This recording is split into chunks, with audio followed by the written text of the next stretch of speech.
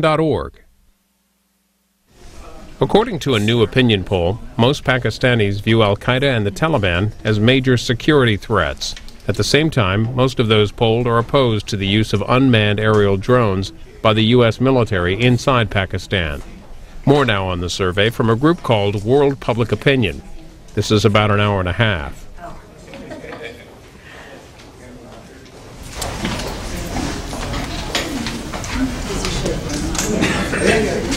After that last moment of editing, why don't we begin?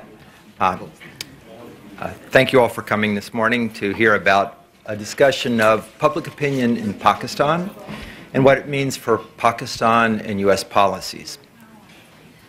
My name is Steve Weber. I'm with the Program on International Policy Attitudes, and we manage worldpublicopinion.org.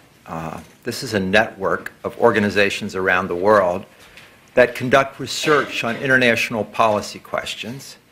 And this study, along with all of our other work, can be found on our website, worldpublicopinion.org, along with a questionnaire, complete documentation, methods, frequency distributions, and so forth. We also have earlier studies on Pakistan and South Asia that can be found there as well.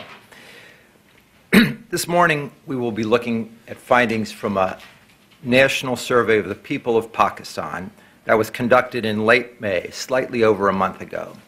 The specific dates were May 17th to 28th. To put this in an American context, this was 4 months after President Obama was inaugurated and about 1 week before his speech in Cairo, in which he addressed the Muslim world. Clay Ramsey, on my right, will present the findings on a set of issues, including the public's views of the conflict in the Swat Valley and of the Pakistani Taliban. Also, attitudes about the war in Afghanistan and attitudes about the role of the U.S. in the region. Clay is Director of Research at PIPA and has worked extensively on studies of public opinion in South Asia, recently a study of attitudes about the conflict in Kashmir. Christine Fair will present some particularly interesting regional differences on Pakistani attitudes. Pakistan's ethnic mix is crucial to understand its politics and its relations to its neighbors. We will see that it is important to understanding attitudes toward the U.S. and to the Taliban as well. Christine is a specialist in South Asia. She's traveled many times to both Afghanistan and Pakistan. She speaks Urdu. Currently, she is a senior political scientist at the RAND Corporation and previously was at the U.S. Institute of Peace. And some of Christine's good ideas went into the development of the questionnaire for this study. And finally, Stephen Cohen is a senior fellow in foreign policy studies at the Brookings Institution. He has authored or co-authored books on the American engagement in South Asia and in a volume entitled The Idea of Pakistan. He's had an exceptional career both as an academic and as a member of the policy planning staff of the State Department. Stephen, no doubt, will engage us on policy issues that he finds in the study. So I would like Clay to start out and present the core findings of the research. Thank you all very much for coming. This survey was conducted over May 17th to the 28th. And there were 1,000 Pakistani adults nationwide responding. Interviews were conducted at home in randomly selected urban and rural sampling points in all 4 provinces. Let me add quickly that for Baluchistan, which has only about 5% of the population of the country, we oversampled and then weighted the results back down so that they would be proportional to the rest of the country. The margin of error is plus or minus 3.2%. These are the topics I'll cover, which Steve has already run through for you. The Swat Valley conflict, the war in Afghanistan, attitudes toward President Obama in the U.S., and al-Qaeda. So, a major shift has taken place in Pakistanis' perceptions of religious militant groups in their country. 81% now see the activities of Islamist militants and Taliban in the FATA and settled areas as a critical threat to Pakistan, while in fall 2007, when we asked the same question, only 34% saw them as critical. More broadly, the activities of religious militant groups in Pakistan as a whole are seen as a critical threat by 2/3, up from 38%. When they're asked where their sympathies lie in the SWAT conflict, 7 in 10 are supportive of the government. 10% volunteered on defense response, both equally or neither, but only 5% said the Pakistani Taliban. Confidence in the Pakistani government and army to handle the situation is at majority levels. 4 in 10 say they have a lot of confidence, and 7 in 10 say they have at least some. The public seems definite that the Pakistani Taliban represents a road they don't want their country to go down. We asked them to think, what if the Pakistani Taliban were to gain control over all of Pakistan? How would this be? And 75% called this bad. 67% said it would be very bad. At the same time, a majority see such a takeover of the whole country as unlikely. About half say it's very unlikely. We asked people whether they thought the Pakistani Taliban actually has the ambition of taking over the whole country and imposing its form of Sharia, or whether it means to just run the Northwest, which of course is a sizable goal in itself. A bare majority of 51% thinks the Pakistani Taliban is focused on the Northwest, but a sizable minority, 36%, disagrees and thinks its ambitions are national. Now, the public leans slightly toward feeling that even though the pact in SWAT with the Pakistani Taliban failed, the government was still right to attempt a compromise. We reminded them that government forces agreed to withdraw and allow the Taliban to establish a Sharia system in SWAT, while the Taliban agreed to shut down their training camps and turn in their heavy weapons. A 45% plurality said the government did the right thing in making the agreement, while 40% said the government made a mistake. This is another sign of a shift in opinion, because just before the agreement in March, a poll by International Republican Institute found 72% then supporting a peace deal. Further, the public has judged that the Pakistani Taliban definitely broke the agreement by its actions. When they were asked, do you think that sending their forces into more areas beyond SWAT violated or didn't violate the agreement, 2/3 said yes, this was a violation. A large majority does not even think the Pakistani Taliban would submit themselves to the jurisdiction of the Sharia courts they were demanding. 71% think the Pakistani Taliban will not accept these Sharia courts having the power to try Taliban members. And this may seem a small point, but it can be important for how militant groups are perceived in future, because the willingness to accept a rule for yourself, if you want to impose it on others, is often basic to people's perceptions of fairness. There is a big divide between the majority's view of some aspects of Sharia and the Pakistani Taliban's view of Sharia. We asked people what they think Sharia allows, and then later asked what they think the Pakistani Taliban allows. So, are women allowed to work according to Sharia law? 75% said yes. Will the Pakistani Taliban allow women to work in areas they control? 81% said no. Are girls allowed to go to school according to Sharia? 83% said yes. Will the Pakistani Taliban allow girls to go to school? 80% said no. Very few think the Pakistani Taliban has any competence to govern and deliver public goods, but this does not mean that people necessarily have faith in the government's competence. People were asked which would do a better job in 3 areas. What about providing effective and timely justice in the courts?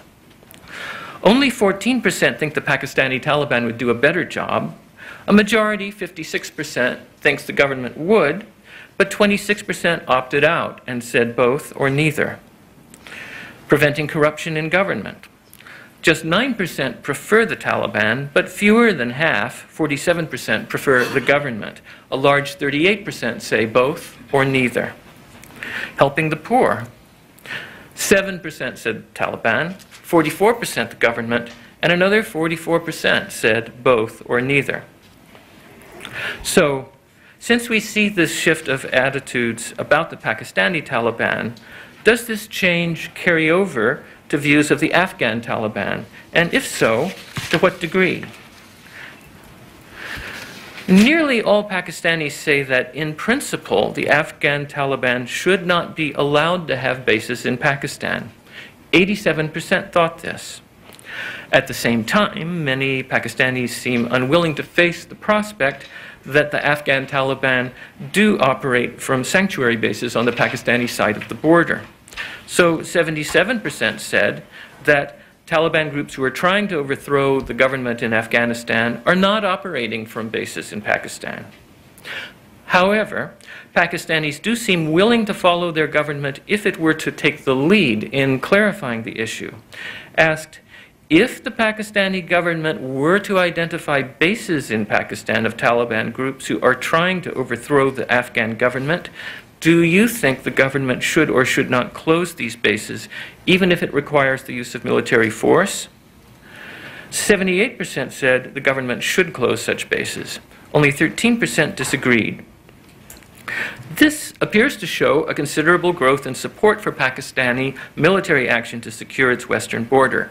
Our September 2007 poll did find a plurality that favored allowing the Pakistani army to pursue and capture Taliban insurgents who've crossed over from Afghanistan, 48 to 34%, but this support was not at majority levels then.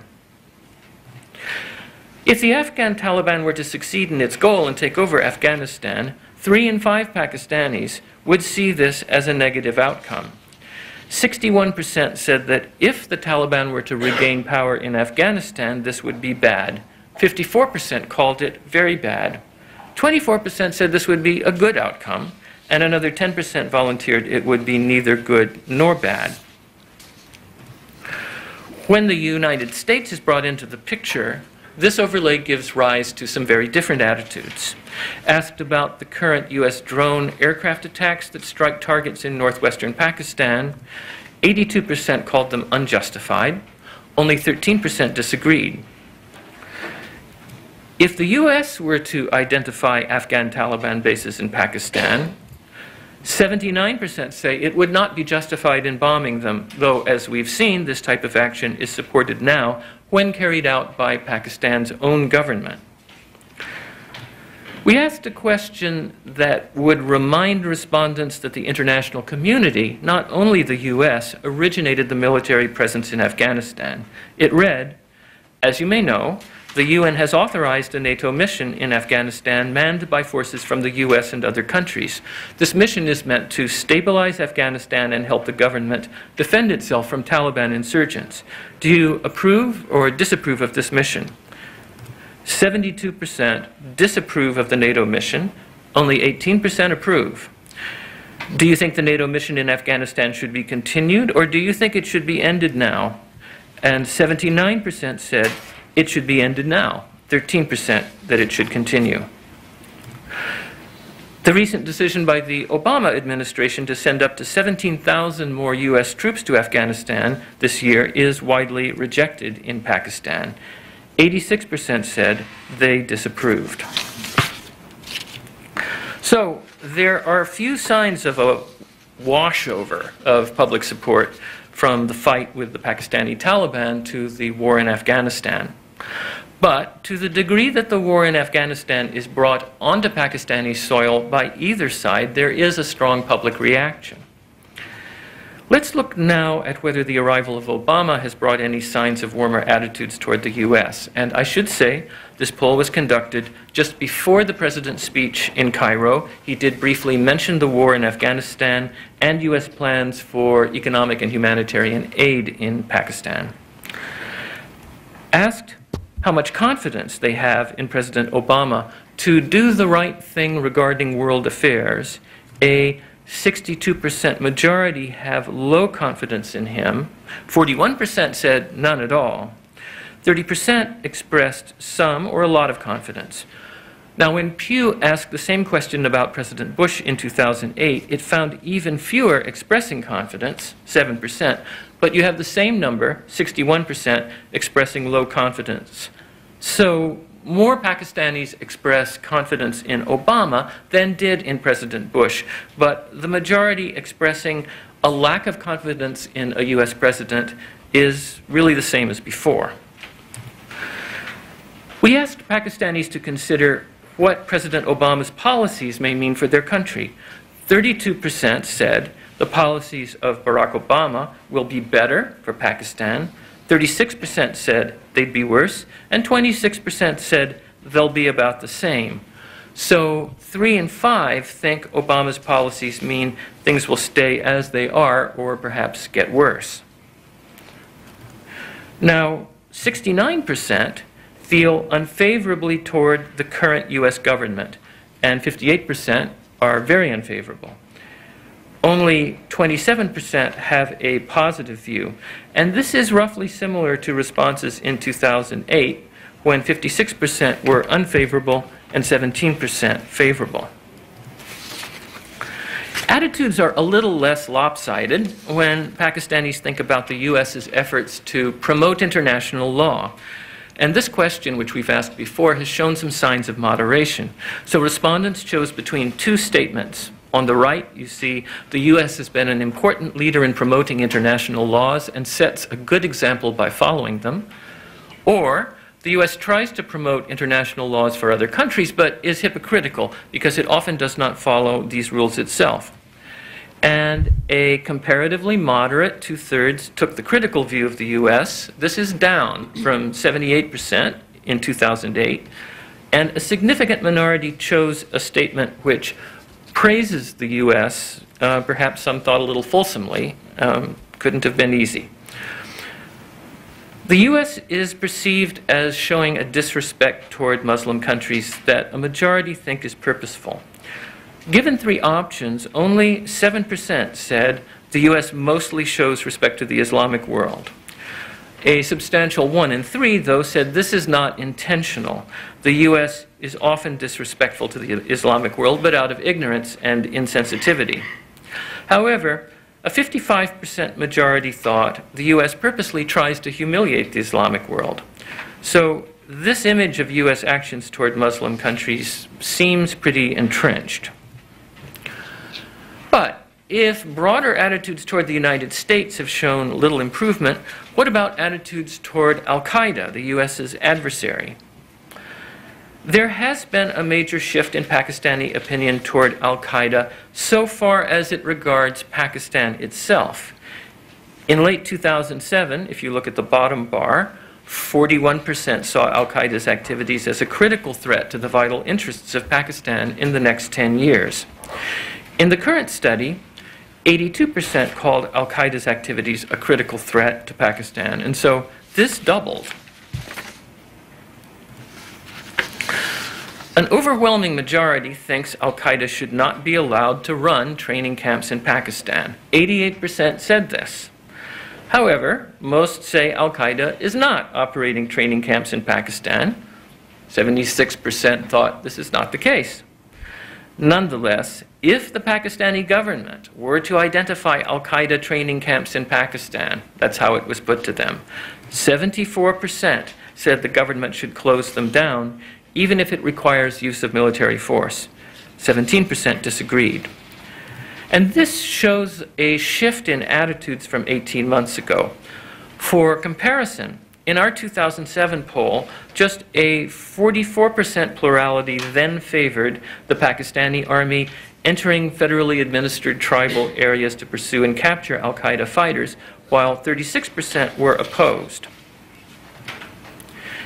Even if the U.S. were to identify Al-Qaeda training camps operating in Pakistan, 4 in 5 Pakistanis do not think it would be justified for the U.S. to bomb such camps. 81% rejected this. Similarly, back in 2007, 80% said the Pakistan government should not allow American or other foreign troops to enter Pakistan to pursue and capture al-Qaeda fighters. Only 5% thought their government should permit it.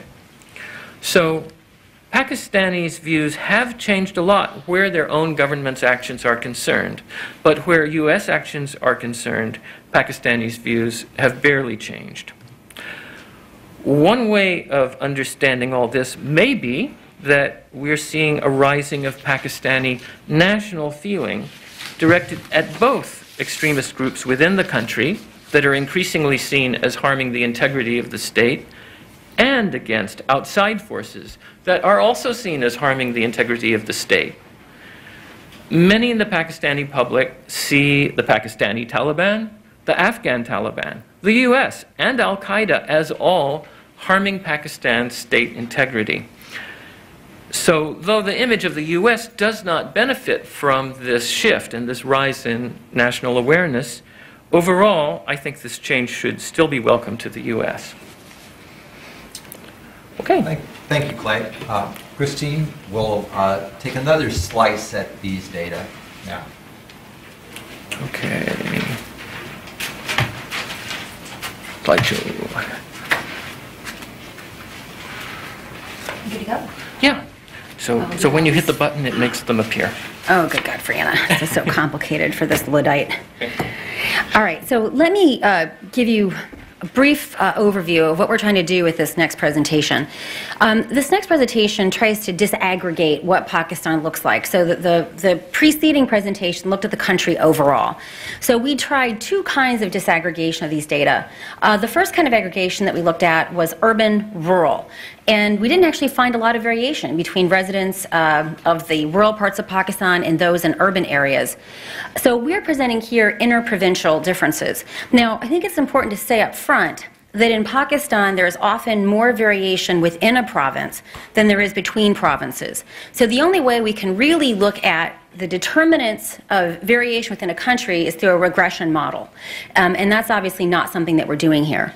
Now, another caveat is that this sample size is only 1,000. And the sample was drawn to be nationally representative. So we are very cautious in presenting interprovincial differences because the sample was not drawn to be representative at the provincial level. So what we're going to present here are only those variables that have a substantially interprovincial difference that we feel confident that those differences are statistically significant. So you can assume that if we don't have a specific slide addressing the previous variables that Clay presented, that there was no significant interprovincial differences, or at least a difference that we felt confident in sharing with you. I also want to point out that in this particular round of survey, PIPA used a different firm. And I have another survey that I'm doing with Jacob Shapiro at Princeton and Neil Malhotra at Stanford that uses the same firm, and we're doing 6,000 people. So some of the interprovincial differences that we point out here, we're going to be tracking in this 6,000 person survey. Before I go further, I think it might also be interesting to share some anecdotes. So before PIPA signed up with this firm, SEDCO, to do the survey, Jacob and I actually went to Pakistan to do enumerator training.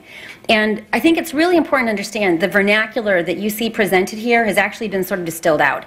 And one of the most interesting things that we found when we did the enumerator training, and by enumerator training I mean those people that are going out to interview the participants in the survey, we went through every single question in minute detail, and we questioned them very rigorously to make sure that the enumerators understood the question. What we found in our previous sample in 2007, that there were a lot of respondents who said they didn't know or didn't want to respond. And trying to figure out whether they don't know or don't want to respond is obviously an important issue. And so to minimize the don't knows, we spent a lot of time with these enumerators making sure that they understood terminology.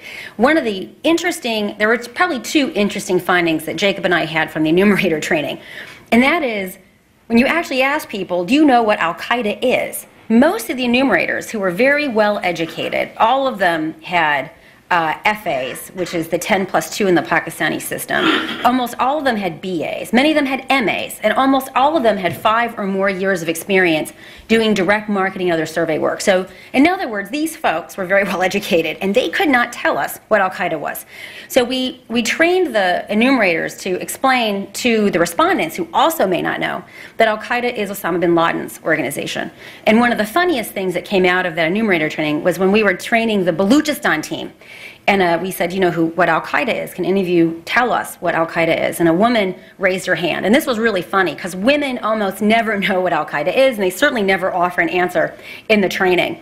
She says, I know. And she explained that al-Qaeda was Hamid Karzai's organization.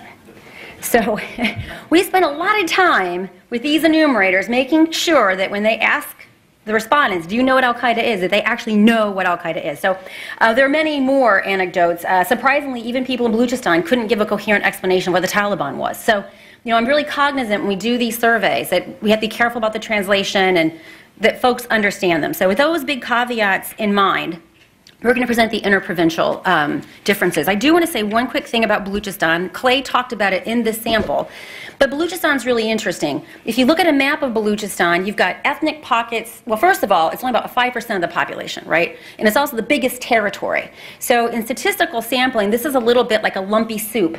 So for you to get an idea of what this soup tastes like, if the soup isn't well stirred, you have to take bites all over the soup, right? So Baluchistan is like a lumpy soup. So we don't exactly know whether the results we're seeing in Baluchistan is an artifact of the lumpy soup problem, or whether in fact it really reflects Baluchistan results. So with that huge caveat with Baluchistan, you're going to see that it's genuinely an outlier, and we'll be tracking this in the 6,000 person survey that we have with Jacob Shapiro at Princeton and Neil Malhotra. So I'm going to present really 2 baskets of attitudes. The first is about Pakistani threat assessment and threat perception. And the second basket is about attitudes towards American policy and leadership and so forth. So turning to the threat assessments, and this is a slide that you've already seen, we asked the respondents whether or not they see these as a threat or not, and we gave them a variety of potential threats. This particular slide looks at the activities of Islamist militants and local Taliban in Fatah in settled areas. And this is what we find. Now, what's really interesting, now we're looking at critical threat, important but not critical, and not a threat. Look at the differences that you see between NWFP and the Punjab. People in these 2 provinces are much more concerned about these activities than those in Baluchistan, and Sindh is also in the high threat category. And I think there's probably a fairly straightforward explanation if we can assume that these Baluchistan figures are reflecting something of Baluchi attitudes as opposed to the lumpy soup problem. And that is, oddly enough, while Baluchistan is the home of the Afghan Taliban, the violence in Baluchistan is really about ethnic Baluch insurgent violence. You haven't really seen the Taliban active in Baluchistan. It's sort of like, I'm a dog lover. My dog doesn't soil her kennel. So maybe the Afghan Taliban are just pretty clever that they're not going to make a problem in Baluchistan. But you've had much more Islamist violence across these other 3 provinces. And so maybe that explains why Baluchistan is really an outlier here. We also asked Pakistanis about the activities of religious militant groups in Pakistan as a whole. And again, you see really interesting provincial differences, with folks in NWFP and the Punjab really being most concerned. And if you think about this, certainly since 2006, when the Afghan Taliban really began a concerted campaign of suicide bombing throughout Pakistan, they were really concentrated in the Punjab, in Fatah, as well as in NWFP. Sindh and Baluchistan, with a few exceptions like bombings, obviously the attack on Benazir Bhutto, in recent years has really been spared the ravages of this kind of violence. And I think you see this reflected in the interprovincial differences. So going back to the question of the Pakistani Taliban goals, and again, we're talking about the Pakistan Taliban, not the Afghan Taliban. We asked them whether if the Taliban, the Pakistani Taliban, were to take over all of Pakistan, how would this outcome be, ranging from very good to very bad? And again, you see these really fascinating interprovincial differences, with people in the NWFP and the Punjab, which have been most affected by the activities of the Tehreek-e-Taliban in Pakistan, being much more worried and apprehensive. And again, Baluchistan, which has been spared almost entirely, with the exception of some important sectarian violence, which many Pakistanis don't necessarily view in the same way as the Pakistani Taliban, although people who know about the TTP know that their outsourcers of violence are actually some of the sectarian groups. But again, the two provinces that have borne the brunt of this violence are much more apprehensive about the outcome of a TTP takeover. We also asked folks about Pakistani Taliban's goals, and I'm not going to read the question. You can read it yourself, and this is the second time you've seen this slide. And again, fascinating interprovincial differences. So even though folks in NWFP in the Punjab, or not even though, they have borne the brunt of this violence, they are much more likely to believe that it's their goal to take over all of Pakistan. Now, I think it's important that we remember when this survey was taken. This survey was fielded after the Taliban had moved into Bunair in a complete violation of the peace deal. And my interpretation of the Bunair takeover is that folks in the heartland of Pakistan, which is really NWFP and Punjab, there's almost this sense that as long as the craziness happens in the NWFP and the Punjab, we can live with that. You know, there is, and we have to be very frank about this, many Pakistanis view Pashtuns, especially in the tribal areas, as being a secondary citizen. And constitutionally, they are not, they don't have the entitlements of the rights and also the obligations of the Pakistani citizenry. So it is a legal status, which Pashtuns in the Fatah have, but it's also a very different social status. So my interpretation is that when Bunair fell, that really changed the worldview of people in the Punjab and NWFP. And because if you actually go and you look at the IRI data that was fielded in March, right before the deal was finalized and the subsequent events, people have a very different opinion about the Pakistan Taliban and what its goals and what the likelihood is that they would actually succeed in those goals. And again, Baluchistan and Sindh, which has largely been spared the ravages of the TTP, are really, they think the Taliban will just stop at the Northwest Frontier Province. So when we ask them about the likelihood of a Pakistani Taliban takeover, there's very striking interprovincial variation. Whereas in the previous slide, you saw the NWFP and the Punjab kind of behaving similarly. Here what you see is a very different provincial grouping. So folks in the NWFP, and perhaps given their experience, right, because they're at ground zero of the TTP, they are much more of the belief that they will actually take over, particularly if you include the somewhat likely. Folks in the Punjab are much more skeptical that this is actually going to happen. And in fact, folks in the Punjab and Sindh were the most skeptical. And again, you see in Baluchistan, they're a little bit more ambivalent about how things might turn out. We also wanted to understand how folks in the different provinces view the government as well as the Pakistani Taliban with respect to the SWAT conflict. And so again, you see folks in the Punjab and the NWFP, their sympathies lie much more strongly with the government. And again, in Baluchistan and Sindh, you really see a different view. There are any number of interpretations. I think one way, perhaps, of interpreting this, and again, the only way we could really know is through some sort of regression model, is that in both Baluchistan and Sindh, there's this long-standing they would say disenfranchisement from the federal government. And we see that in Baluchistan. There's an ongoing Baluch ethno-nationalist insurgency.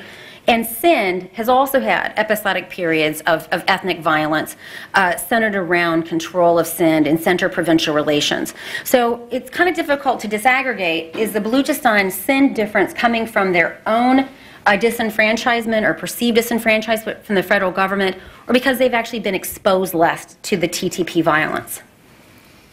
We also asked folks, as you know, about their confidence in the government's handling of SWAT. And I know, check that out. So you really see a lot of variation here depending upon where folks are sitting across the country. And I personally found the NWFP results to be absolutely baffling. I have no coherent explanation because they are the ones that have actually, borne the brunt of the both federal as well as provincial and military's handling of the situation. The Punjab, that's kind of where I expected the Punjab to be. And again, Baluchistan in particular is an outlier. Sindh, if you just add a lot and some, it falls somewhere between Baluchistan and the Punjab. But the NWFP finding for me is absolutely extraordinary, and I have no coherent explanation as to why that might be. So if you all have thoughts, as we write up the provincial findings, let me know, because I just have no way of rationalizing that. So we also asked folks about their confidence in the Army's dealing with the TTP. And again, NWFP here looks very similar to how it did in the previous slide, which makes me believe that this is actually a consistent opinion and not some freaky error in the point estimates. So again, NWFP is looking very strange. Punjab generally is confident, but again, take a look at Sindh. Sindh is an outlier here in that more folks in Sindh is just generally ambivalent. I mean, if you just look at where the numbers are distributed, but folks in Sindh are much more likely than the folks in the other provinces to have no confidence in the way in which the Army has been handling the TTP situation. So now we're going to turn to the second basket. And again, if you don't see a slide with interprovincial characteristics versus the ones that Clay presented, it's because we have no significant interprovincial differences to share with you. So the next basket is really going to be looking at how folks view the U.S. leadership policies and so forth. So first, we're going to revisit their beliefs about whether or not Obama is going to be better or worse for Pakistan. And again, really enormous provincial differences, with folks in the NWFP and Baluchistan, oddly, being more optimistic that this is going to be a better outcome. Now, I want to talk about NWFP very briefly, because again, here's where NWFP is behaving in a way that I think is counterintuitive. So before President Obama became Obama, and when he was on the campaign trail, much more than Bush, he was very transparent about the utility of predator strikes. And he said, we're going to continue doing this. This is in our national interest. He was very clear. If you look at President Bush, how he handled this, it was really a situation of denial until the very end of his elected term. For the first several years of predator strikes, the U.S. was actually in kind of denial about it. And you look at some of the earlier press reports, when journalists would say these were American strikes, there was actually silence, if not, maybe, maybe not, we're not going to confirm or disconfirm. But by the end of the Bush presidency, he was very clear. But Obama, more so than Bush, was clear that this is a tool that's useful to us. Yet, despite those very clear proclamations, folks in NWP think that things are actually going to be better. And I'm going to say here as an aside, in this survey, the overall survey, Pakistanis were uniformly opposed to the predator strikes. But if you look at data collected by Ariana that only focuses on FATA, remember our survey doesn't have FATA. FATA, you can do surveying in FATA, but most people don't bother because it's really onerous getting a good sample in FATA. But Ariana did a sample of FATA, and I wouldn't say it's a scientific sample, but nonetheless, when Ariana went into FATA and asked them about drone strikes, folks on the main supportive. So in other words, the people that are there living next to the TTP and who sort of see every single day what these guys are up to, as well as Al-Qaeda, using the Ariana data is a metric, folks were more positive about the drone strikes. And I do know that IRI, which is using the same firm that we're using, has a very large survey in FATA. The results aren't public yet, and I believe that one of the issues they ask there is, again, the drone strike. So we all should be keeping an eye out for the IRI data. But the Punjab is certainly on the range of Sindh in terms of skepticism that things are going to get better. In fact, more people in Sindh think things are going to get worse. And similarly, in the Punjab, Punjabis, or not Punjabis, residents of Punjab are also more dubious than NWP or Baluchistan. Now, the next set of questions, I understand, Pippa, you folks ask these questions of a lot of countries. And so, yes, these particular questions. So these may seem kind of strange that they're included here, but Pippa routinely asks these questions of the countries in which it operates. And it's a really good calibration of how Pakistanis view these particular issues vice other countries. And because they've asked this question also in Pakistan, it gives them a trend line on how Pakistanis see this. To my knowledge, you guys haven't broken out provincial differences on these variables, so we don't have a trend line here with the interprovincial differences. But we did ask Pakistanis what they believe to be a U.S. goal, and the first question included here is the creation of a Palestinian state. Now, again, NWFP is a complete outlier. I don't know why in the world people in NWFP would have this view. Obviously, overall, there's not a lot of optimism in the Punjab or Sindh that this is actually a goal. And in fact, in those two provinces, vast majorities think it's not a goal. Again, Balochistan, folks are more ambivalent than the rest. Now, there is a reason why this question is actually important in Pakistan. I spent a lot of time looking at militancy in that country. And even though the militant groups on the main haven't sent folks over, although there was a suicide bombing, I think in 2004, that involved Pakistani, they were Brits, but they were a Pakistani origin that attempted to do a suicide bombing. On the main, the Pakistan militant groups are contained in the theater. And by in the theater, I'm obviously meaning Afghanistan, Pakistan, and India, with a few oddballs popping up in Iraq and elsewhere. But what I have found in the literature of Pakistani militant groups, that the Palestine issue is a huge motivator. So if you look at Lashkar-e-Taiba poetry, Lashkar-e-Taiba posters, I've been collecting the magnum opus of Lashkar-e-Taiba. And the Palestinian issue is really a recurrent theme across these militant groups. So if you're thinking about what might be a metric of support for some of these militant groups, this actually is an important question, even though it's also useful in benchmarking Pakistan. And so with that caveat, as I said, NWFP is certainly an outlier. Going back to the U.S. goal to weaken and defy Islam, again, this is a question that PIPA asks all over the place across many years. And what you see is overwhelmingly, folks seem to think that this is the goal.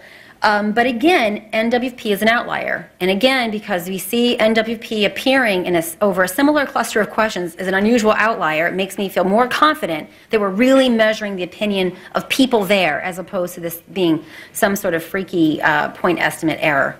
And again, Balochistan is an outlier again. Very similar, in fact, to NWFP, just as we've seen it in previous slides. Now, going back to, and actually we should have perhaps reorganized this. It should have gone with the first batch.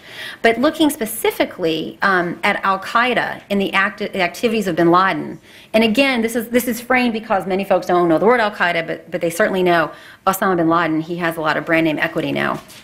Again, you see a lot of interprovincial variation. With Balochistan genuinely being an outlier, and again, I suspect that's because they haven't really borne the brunt of Islamist violence.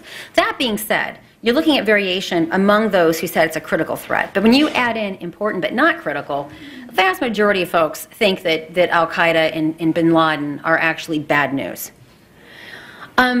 Returning to the question of Afghan Taliban bases in Pakistan and whether or not the government should close down these bases, even if it requires the use of force, again, you see pretty strong provincial variation.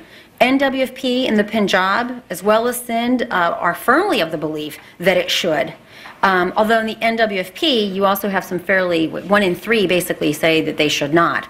Balochistan, again, is really ambivalent, and Sindh, overwhelmingly supportive that they should shut these guys down. Al-Qaeda training camps in Pakistan, we asked the same question, whether or not Pakistan should close them down, even if it requires force. Again, we see a similar interprovincial variation. Sindh, much more vocal than the other provinces. Balochistan, much more ambivalent. And again, NWFP, a little bit more than 1 in 3, thinks that the Pakistani authorities should not shut them down. So the breakout here is rather similar to the question posed about the TTP. All right, so this is an interesting question. PIPA, again, has asked this question in other countries. And correct me if I'm wrong, Clay, but I think the motivation of this is that what PIPA is trying to do is to disaggregate what folks think. You could certainly imagine that you support attacks on the United States and you support al-Qaeda's goals. But al-Qaeda's goals are much more expansive than simply attacking the United States. So it's also possible that you could share many of al-Qaeda's other goals, but reject attacks on the United States. And then there's the basket of people that you'd like to see large numbers on, those that don't share al-Qaeda's views on the rest of the world and also oppose attacks on the United States. And again, you see really interesting variation across the provinces.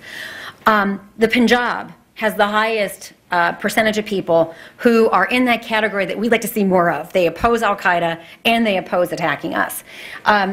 In the NWFP, and this is contradictory to some of the findings that we found in the other slides, they are more likely to support attacking the United States, and they're more likely to share the attitudes of al-Qaeda's attitudes towards the United States. Balochistan, interestingly enough, oppose the attacks on the Americans, but actually share many of the attitudes towards the United States. So this just gives you a really good flavor of how people in these different provinces align themselves to the other goals of al-Qaeda specifically, and the violence that al-Qaeda seeks to perpetrate on the Americans' assets, people, and so forth. Now again, turning to Osama bin Laden, over the years, when you see polls on Pakistanis and their views about bin Laden, there are different ways of asking the question. So it's kind of difficult to get a solid trend line on what they think about bin Laden. I think Clay can give you a sense based on their previous years of asking this question. But again, you see really interesting interprovincial variation. So the majority, a slight majority in NWFP actually have a positive attitude. But there is some considerable ambivalence. 40% are mixed, 47% are actually negative.